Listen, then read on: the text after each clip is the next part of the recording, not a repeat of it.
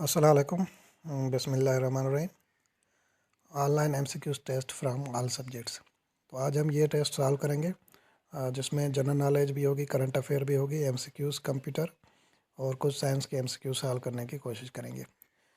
तो आप सबसे रिक्वेस्ट की जाती है कि इस वीडियो को कंप्लीट देखें और इस चैनल को सब्सक्राइब ज़रूर करें और इस वीडियो को शेयर करें ताकि जो आपके दूसरे फ्रेंड्स हैं या जो रिलेटिव्स हैं वो भी इससे फ़ायदा हासिल कर सकें। तो ये जो वीडियोस बनाने का जो मकसद है वो आप तक ये करंट अफेयर या जो जनरल साइंस के क्वेश्चन जो मोस्टली रिपीटेड होते हैं पेपर्स में या एग्ज़ाम्स में आते रहते हैं, तो उसकी आपको नॉलेज मिल सके और आपको फ़ायदा हो सके। तो चलिए स्टार्ट करते हैं बिना किसी देर के। तो सबसे पहला क्वेश्चन है, Shehbaz Sharif is a prime minister of. Shehbaz Sharif का नंबर पूछ रहा है कि वो कौन सा जो है वो नंबर पर अभी प्राइम मिनिस्टर है। तो इसका जो करेक्ट ऑप्शन है वो डी होगा, 23। 23वां नंबर है शहबाज शरीफ का। इससे पहले जो है इमरान खान था, वो 22वें नंबर पर था। ये करंट अफेयर का बहुत ही इंपॉर्टेंट क्वेश्चन है। उसके बाद सेकंड है, current chairman of FBR. FBR का जो करंट चेयरमैन है वो कौन सा है। तो इसमें जो है सी ऑप्शन करेक्ट है, आसिम मुनीर। और थर्ड है, who is the president of AJK. AJK का जो प्रेसिडेंट है वो कौन है। आज़ाद एंड जम्मू कश्मीर के बारे में पूछ रहा है। तो इसका जो करेक्ट ऑप्शन है वो इसमें मेंशन नहीं है, तो नन ऑफ दीज होगा। तो ये चीज़ मैं आपको बताऊं कि जो एजेके का जो प्राइम मिनिस्टर है अभी वो सरदार तनवीर इलियास है और जो प्रेसिडेंट है वो सुल्तान महमूद चौधरी है। तो ये दोनों नाम आप ज़रूर याद करें क्योंकि करंट अफेयर में ये किसी भी एग्जाम में आ सकते हैं। क्वेश्चन नंबर 4 है, who is the CM of Gilgit Baltistan. Gilgit Baltistan का सीएम कौन है। खालिद खुर्शीद। क्वेश्चन नंबर 5 है, upper house of the parliament. Parliament के दो हाउसेज होते हैं जैसे आपको पता है। जो इसका अपर हाउस होता है वो सेनेट कहलाता है और जो लोअर हाउस है वो नेशनल असेंबली कहलाता है। इसके बारे में और भी मैं आपको इन्फॉर्मेशन देता चलूँ कि जो सेनेट की सीट्स होती हैं वो 100 सीट होती हैं और नेशनल असेंबली की जो टोटल सीट्स हैं वो 342 हैं।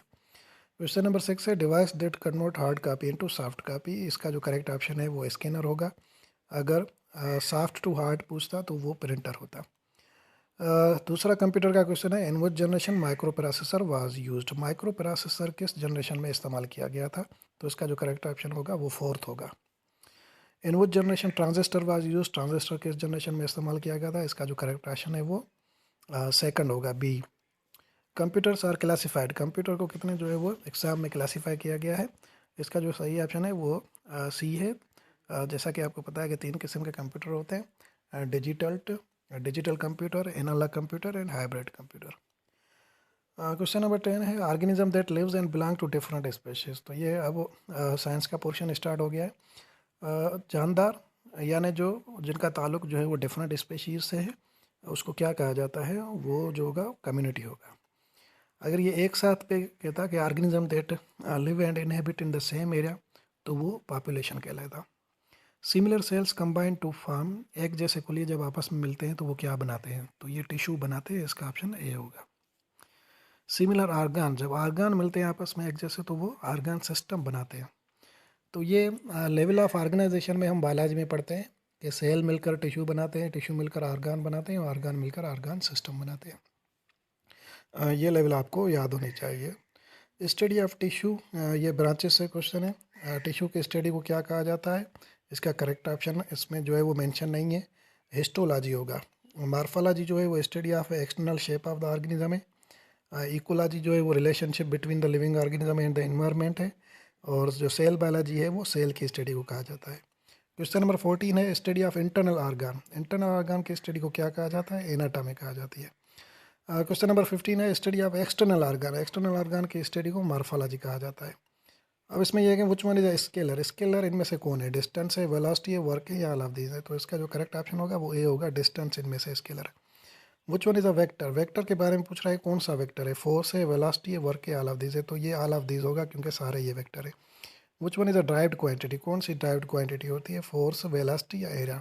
तो इसमें से जो एरिया है वो ड्राइव्ड क्वांटिटी होगा। Which one is the best quantity, force, mass, area, all. तो इसका जो करेक्ट ऑप्शन होगा वो ऑल होगा। यूनिट ऑफ करंट, करंट के बारे में पूछ रहा है कि करंट का जो यूनिट है वो क्या होता है। उस इसका जो करेक्ट ऑप्शन है वो इसमें मेंशन नहीं है। करंट का जो यूनिट होता है वो एम्पियर होता है।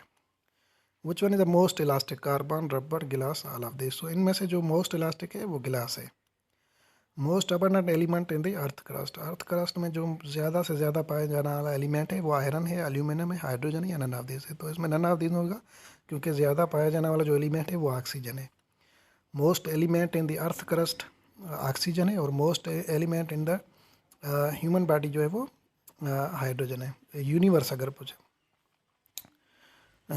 सिंबल ऑफ आर्गन, आर्गन के जो सिंबल है वो AR है। सिंबल ऑफ टंगस्टन के टंगस्टन को हम किस सिंबल से शो करते हैं? W से शो करते हैं। लीड को हम किस सिंबल से शो करते हैं? इसका जो करेक्ट ऑप्शन है वो PB होगा। PB से हम लीड को शो करते हैं।